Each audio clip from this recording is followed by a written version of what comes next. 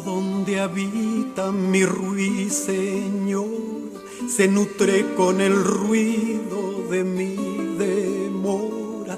Los cantos de la calle se están plegando y el mórbido reloj mira blasfemando. Después la lluvia encumbra sus volantines y moja alguna estrella que agoniza entre violines y agolpa sus rebenques desmelenados a la anca de mi potro que no ha piafado.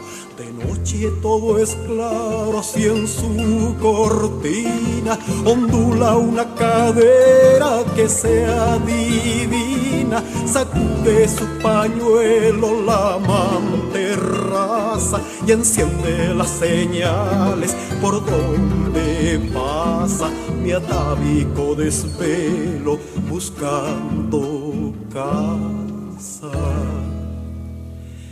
La cama donde espera mi buena moza es tibia como un vientre y es luminosa, viniendo de la lluvia y forzando puertas.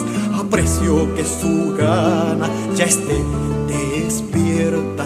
La cama donde escurro mis homenajes es donde desterramos la barrera de los trajes, es donde de algún modo su resolana se apropia de mi lengua tan soberana.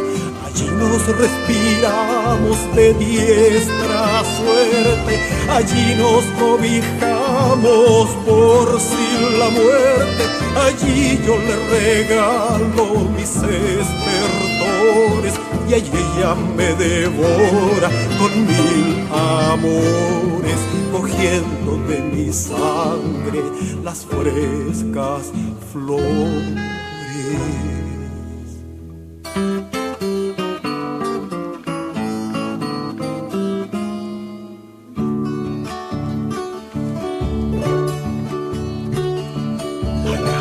Donde anida su culpa suave es esa donde yergue su cuello mi ave, y aquella donde estira su claro modo, amándome de cerca y mordiendo todo.